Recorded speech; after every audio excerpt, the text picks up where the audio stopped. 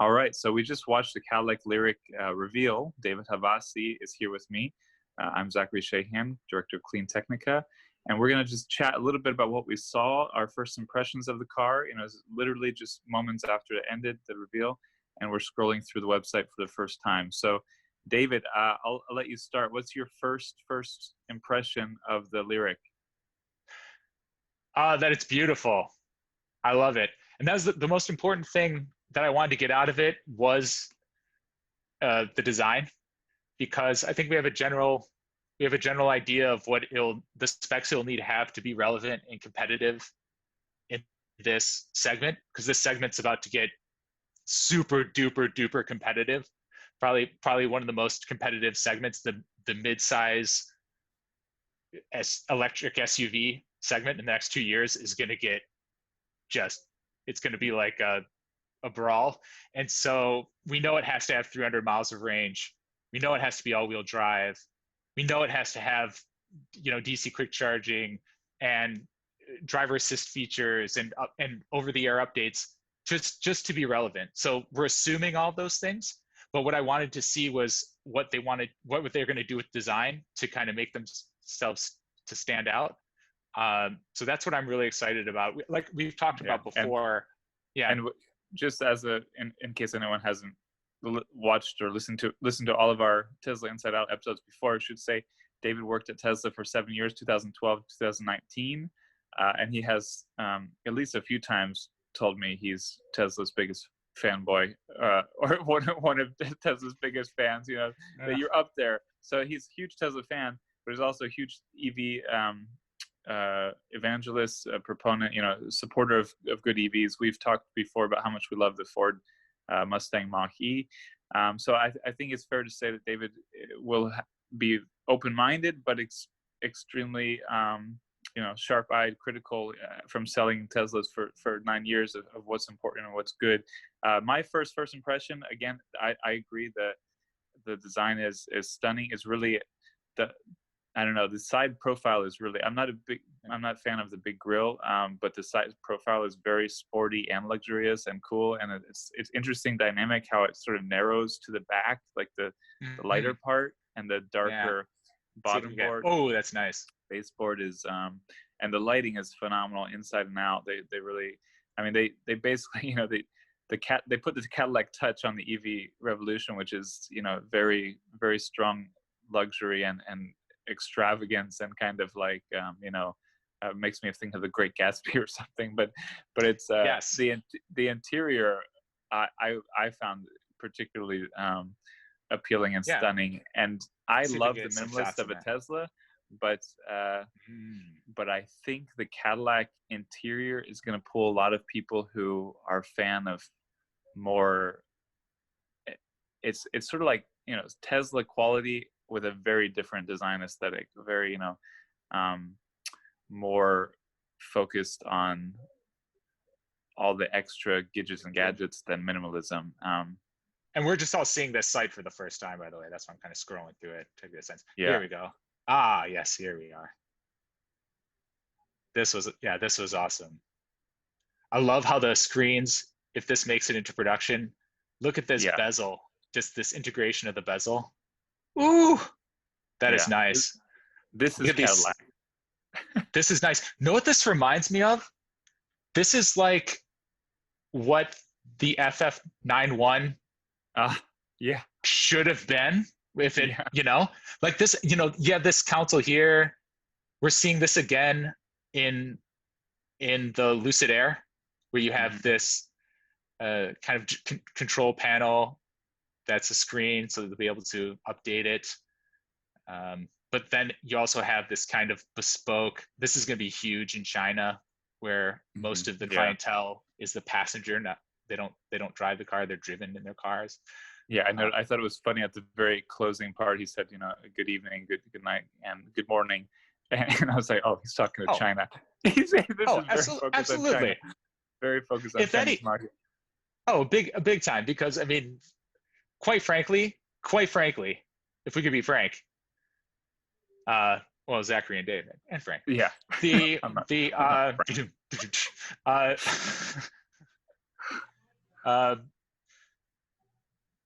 Surely you must be joking. My name's not Shirley, and I'm not joking.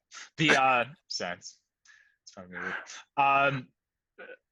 The Americans don't necessarily even need to get this car, intellectually. The Chinese do, because that's where they're going to sell boatloads of these. They should sell a lot of them in America because this is the coolest Cadillac ever. I can just tell you that right off the bat, not even knowing absolutely everything about it. This is cool. A couple of things to note. I love this. Yeah, I like that. That to kind of have the metalwork inlay there, and they said that would light up. That's incredible. Yeah. The bent display, because the thing that my daughter's visiting. Hey, honey. Hey, honey. Yeah, here's the thing. Cadillac, particularly at the latest design aesthetic, not even their latest, the design aesthetic for the past 5 years has been phenomenal. This kind of there's a great example of it. This whole aesthetic, the vertical lighting, the hard edges, very, very bold, going around the shoulders and hips of the car.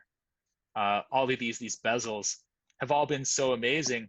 And with the Cadillac ELR, which was their, plug-in hybrid, kind of the built on the Volt architecture, I would argue that it was until now, the most beautiful Cadillac ever made. And for those that don't know, the ELR, it's this two-door, kind of a close cousin to the Cadillac CTS-V coupe, which was a beautiful car. Now the CTS-V was based on, it was a Corvette platform with a Corvette powertrain and exhaust. And then they built a Cadillac around it. That became the CTS-V coupe. And then with the Cadillac ELR, they basically took the chassis of the platform of the Volt with that T-shaped battery architecture and the small 4-cylinder motor acting as a generator, and then built this really awesome looking two-door coupe. And the design was phenomenal. The Achilles heel, and this all has a point, the Achilles heel of that vehicle was, who does it cater to? Because if you really want your electric vehicle to be successful, it has to have cross functionality. It has to click boxes for as many customers as possible. So it had great looks, the ELR, and it had efficiency. It had people, that if they wanted to do their 30-mile commute in all electric, it had that, which is It was a lot of fun to drive. It was seriously probably the most fun car to drive at the time, other than a Tesla, in my opinion. As far as electric. But here's the thing: it looked like the CTS-V coupe. So it looked like it should perform like a Corvette. So, but it was front wheel drive with the driving dynamics of the Volt, which is a very fun car to drive. It had great, the instant torque, the things we love about electric powertrain, but it didn't have that. It didn't exploit the electric powertrain as much as it could. Like, for example, you have a car like that and it's not rear wheel drive. And why? A car like that should be rear wheel drive for performance alone. I know why. It's because for production, they wanted to keep production costs down. They basically needed to use the Volt platform, but then it didn't have functionality. The back seats were basically non-existent. The rear trunk was basically non-existent. So you didn't have the performance that the visuals promised, because it looked super sporty. You didn't have performance. You didn't have functionality because there's basically no storage. You can only see two people. But the Lyriq, So it came with compromises. Yeah. So to bring it around, now you have the Lyriq.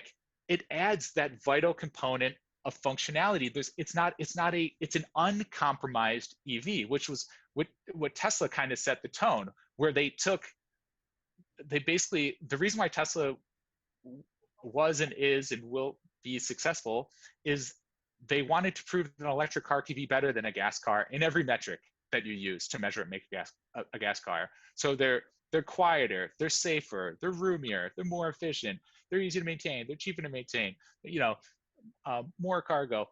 And so you want to extrapolate on the virtues that the architecture provides. And this is the first true example. Again, I haven't looked at the storage stats, and we don't know if there's a front trunk.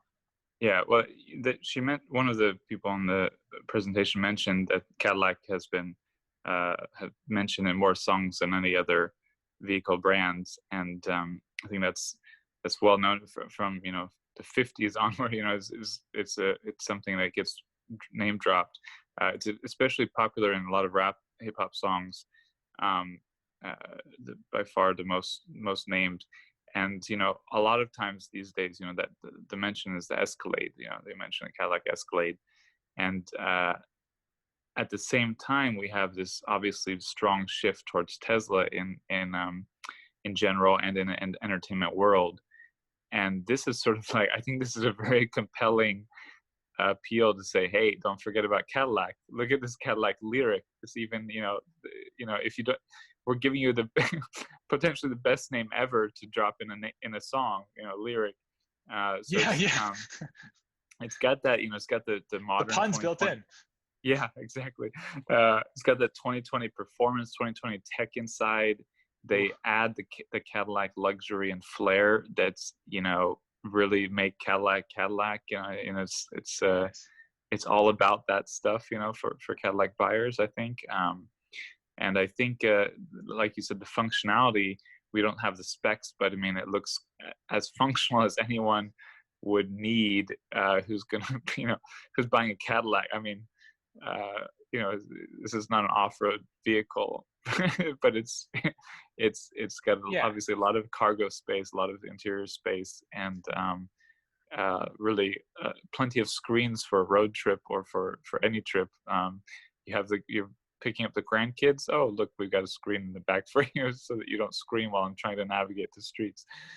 So it's really, but I think, as you pointed out a little bit, they did the colors, the lighting. Ooh, okay. They're especially they put a lot of attention on how they're going to integrate the lines, the colors, the lighting. Ooh, and I didn't do that, but okay. I think it's really, it looks extremely compelling. It looks better than what I expected. They've taken obviously some cues from Tesla, but at the same time made it fully 100% a Cadillac.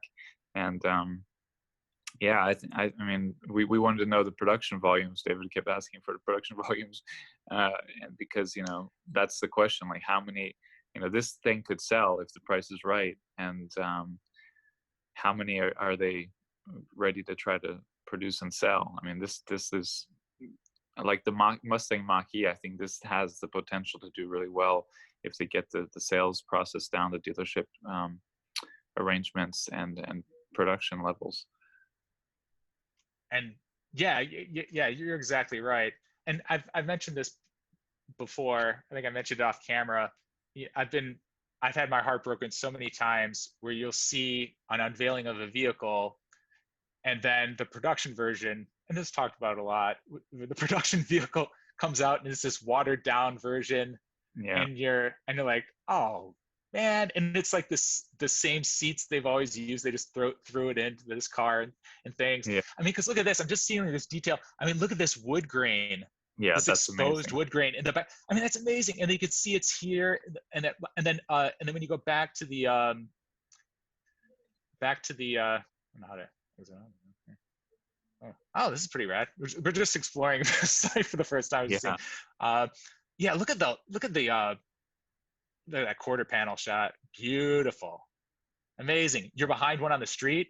Gorgeous. That's a lot of things when I'm shopping a car. I'm like, most of the people that see your car are the people that are behind you in traffic. So the statement you're trying to make from a style standpoint, what you really have to is what do you look like from the back? And this is amazing. Look at these wide hips, so amazing. That Yeah, line they have continues there. really good lines on this vehicle. I think it's So got a nice. very sporty yet elegant, Cadillac kind of design. What is that? Yeah. It looks like I have no idea what that is. I don't know I if feel like there's I'm looking from an airplane at a farm. exactly. Yeah. Yeah, it's like yeah, it looks like a really tight zoom on a circuit board or something. But this I won't lose any sleep if this doesn't make it into production. That's a comically large charge port door. Yeah, it's really Where weird. it's like, you know, and like I thought the Model 3 had a comically large charge port. Like the whole side reflector like opens up like a wing. This is like a hold my beer to that. This would be rad. If this is like an LED that illuminates, that's so pimp. That would be so amazing. Because one, it's functional, so you're not like poking around in like, I can't find the Yeah, plug, But then it just makes it this beautiful thing. I don't know, like opening up like that with this like that has kind of Star Whoops.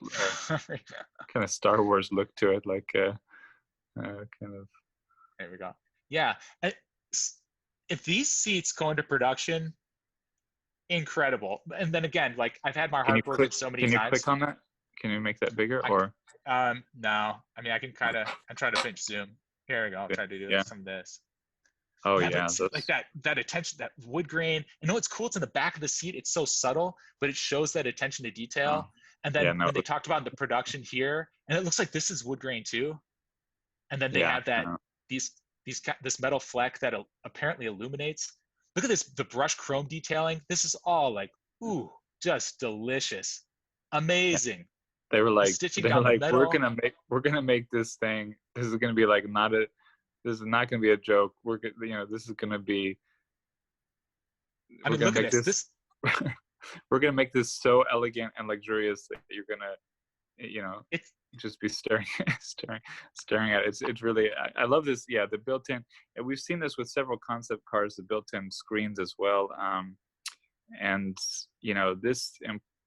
this may be one of the first vehicles that really gets thoroughly networked built-in screen system.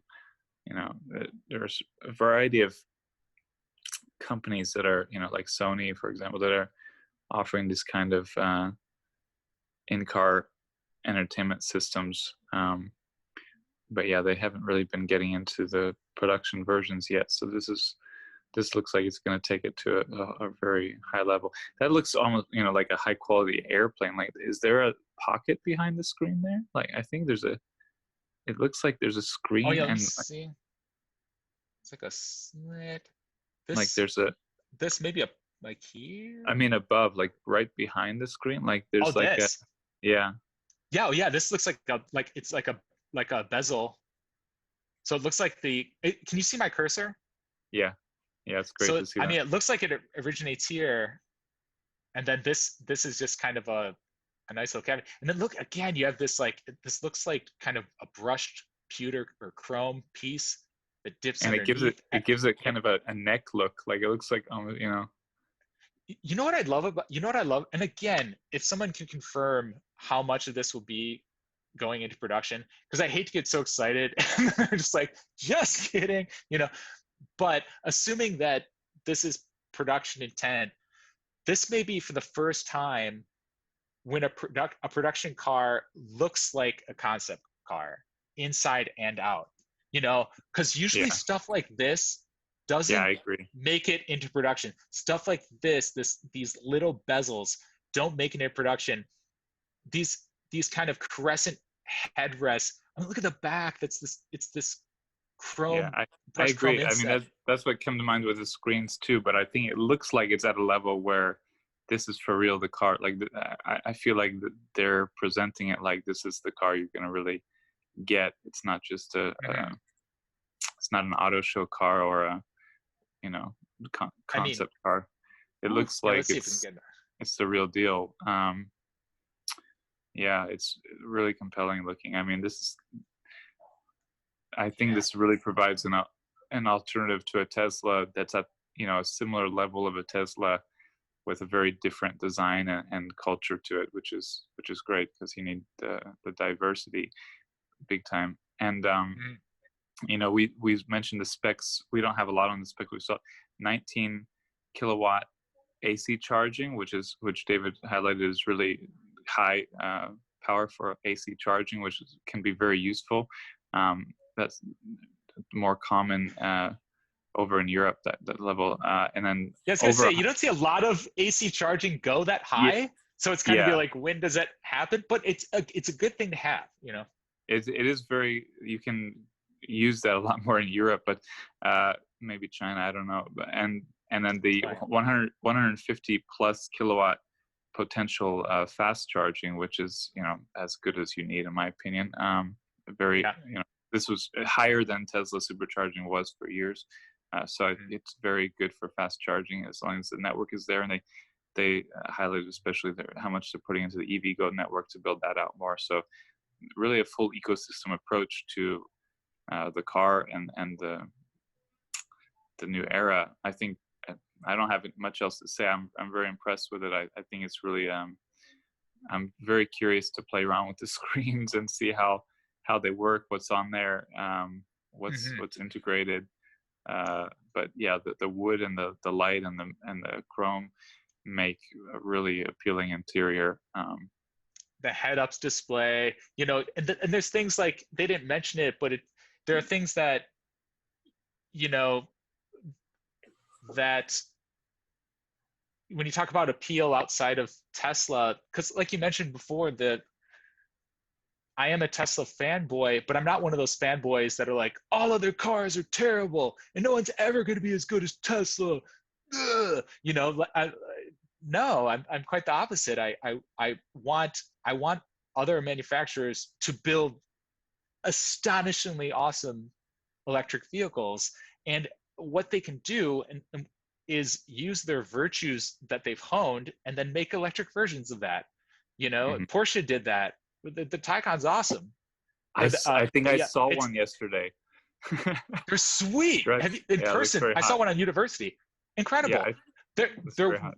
they're super expensive, but it's cool.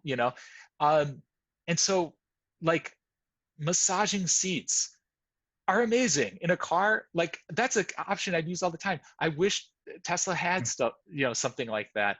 Um, I get why they don't do head-up display, because the transition to uh, autonomy will kind of make that uh, not not a you don't need to have that.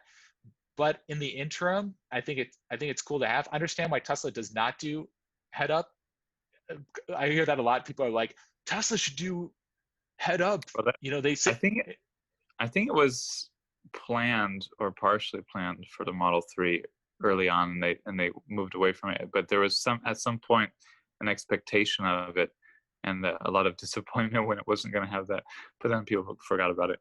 But no, I agree. I'm I love what Tesla does because it does amazing vehicles. But in my opinion, there's sort of like if you have a certain level of charging range, vehicle quality, then you're on a certain tier, and then on that tier, like for me, I just want you to get on that tier, and then on that tier, correct. people can have their preferences based on style, brand, Hmm.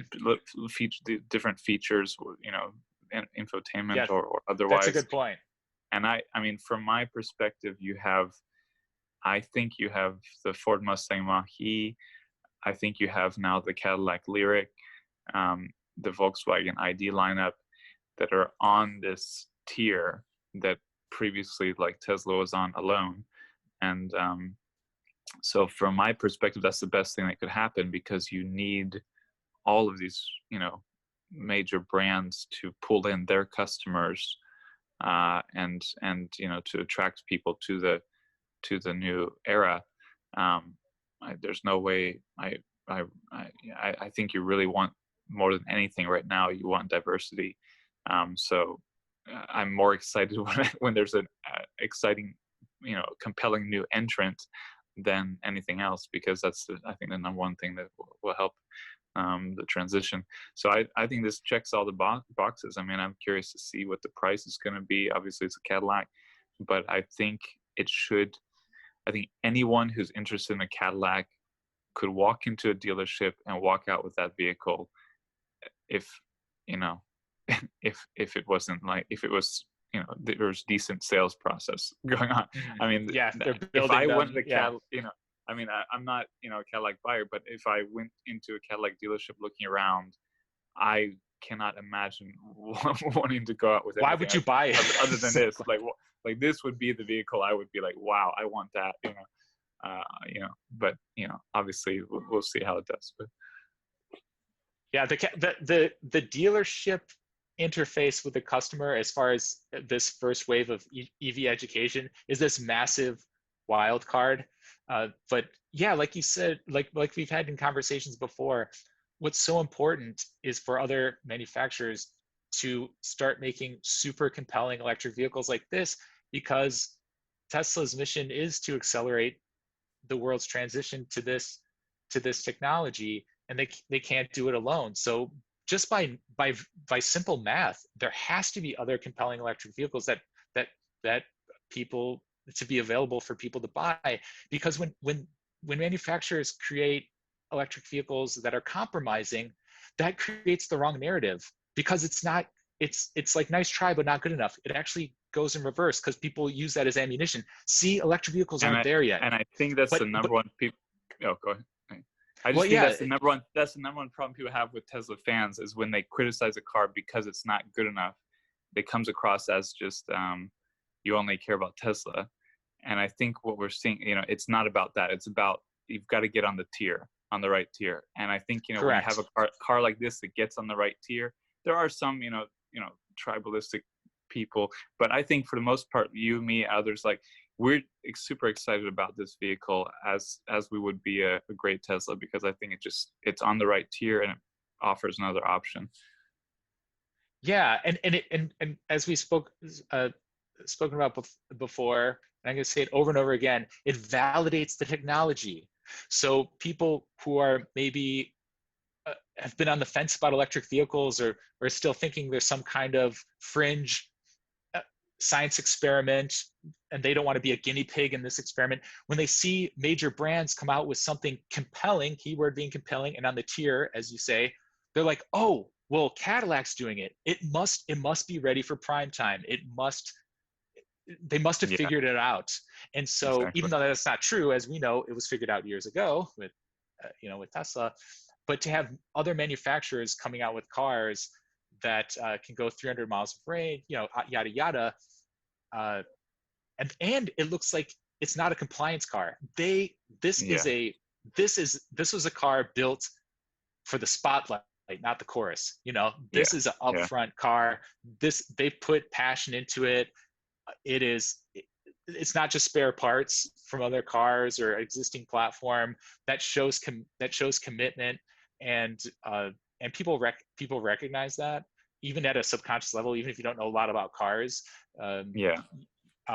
So, and they talk about the visualization. You can see a little bit that they were really into their visualizations, which I thought looked really top notch, really high quality, really like, I was like, I want that. That looks really cool. That looks really cool. I think they went into it with, we're not gonna match, we're gonna try to raise the game. And I think that they've done a really they have a really strong argument that they've raised the game here. And they also highlighted repeatedly the Ultium batteries, which they're building with LG Chem, building a battery gigafactory in Ohio. So they should have a good supply of homegrown batteries of high quality. So we're eager to see the final specs and the production targets, but everything else seems to be there. And they also mentioned that the need for the dealers to, I don't remember how they phrased it, but there was a kind of implication that they're going to work with the dealers to really push this, not just leave it in the back corner. And I mean, frankly, if you're a dealer and you see this thing, I mean, I feel like I would get super excited about it, and I'd be just pushing it inherently, because it's like, look at this awesome new Cadillac we got, you know, like. But any final thoughts, David? I'm just looking forward to see the rest of the specs. I'm this was kind of a tease. I wanted more. I wanted more information about it.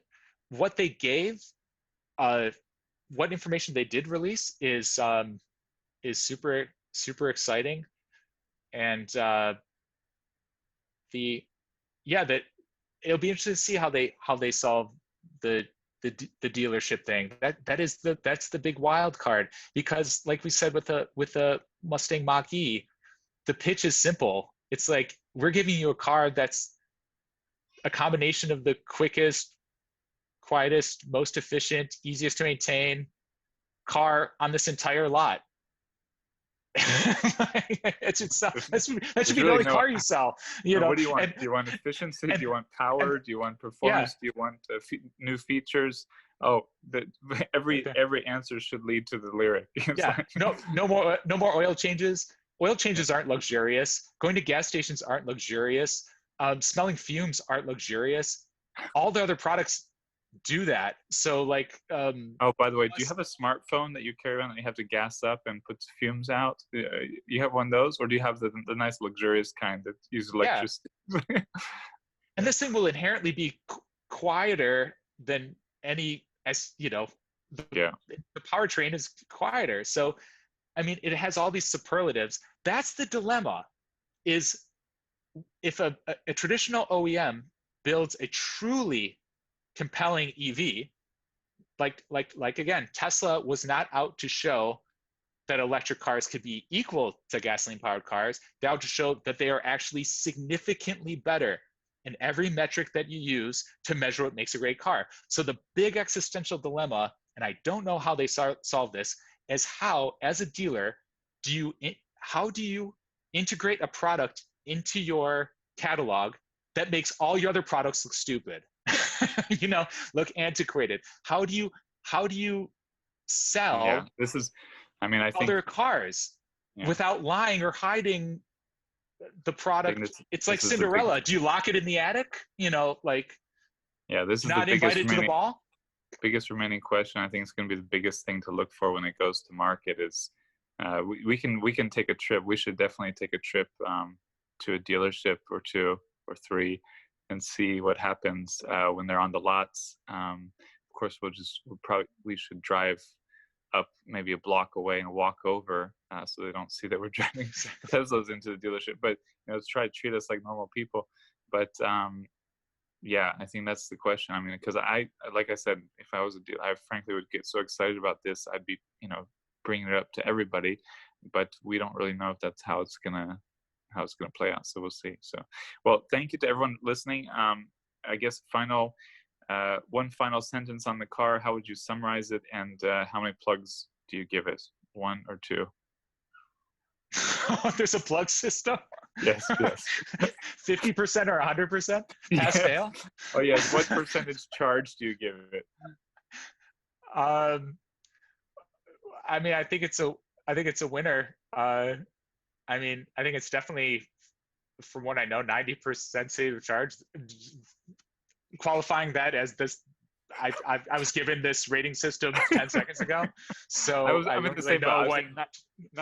90 to 100% state of charge. We're giving it. Yeah. I mean, they have a hit on their hands. They have to build it and sell it, and have it look like that.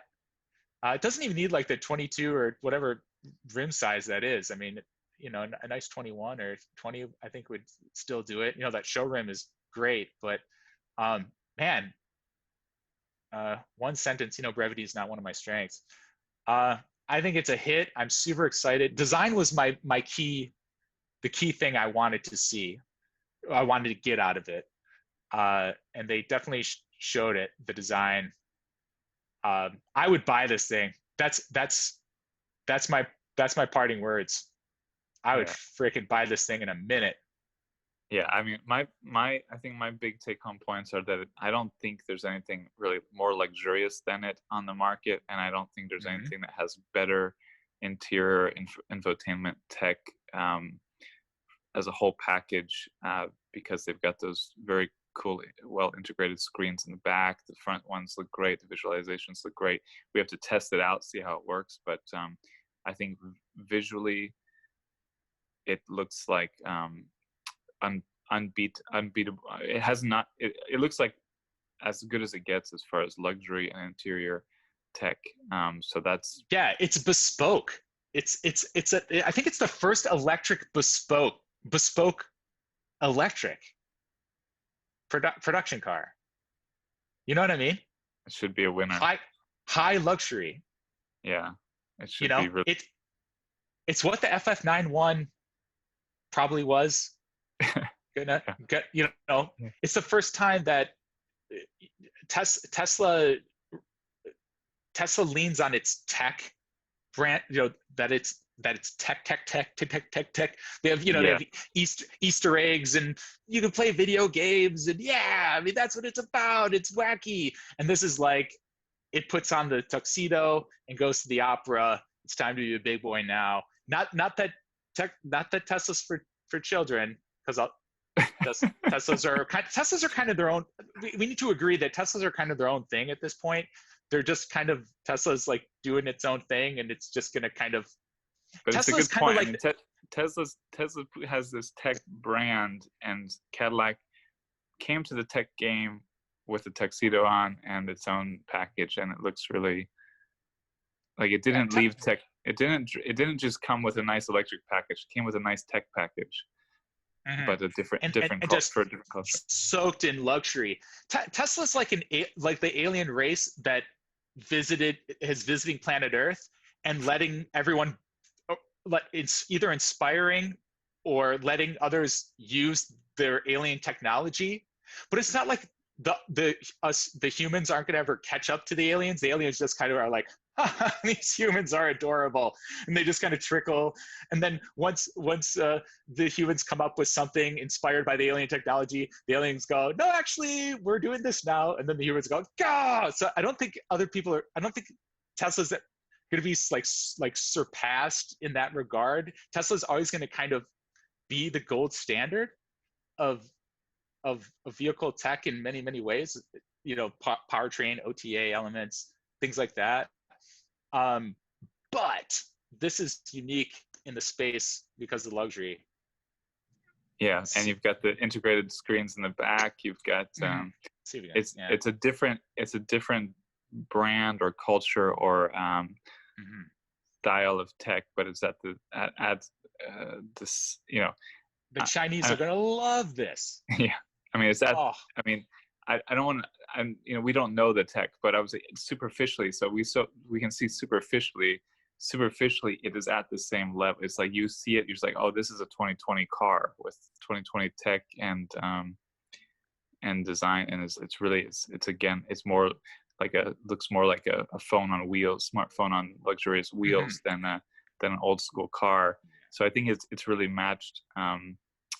It's really done its own version of Tesla, which is all it needs to do. And I think it's it'll appeal to some people more than a Tesla. Others will still prefer the Silicon Valley approach, but it's those back seats especially, like that's like obviously between a Tesla and this, if I'm a backseat passenger, I want to be in this thing. This is where I want to be. I feel like I'm on a first class flight. This looks very, very appealing. So our last sentences I think have expired though. So we will come back to it. I think we'll come back to it. We could do an episode on a variety of cars or topics and come back to it for sure. But thank you, David, for the idea to talk about this during the live stream or right after the live stream, as it turned out. We talked during the live stream as well, but that wasn't really useful for other people. So, but it was fun. But thank you, and everyone listening or watching, check in next time to get your electric fix.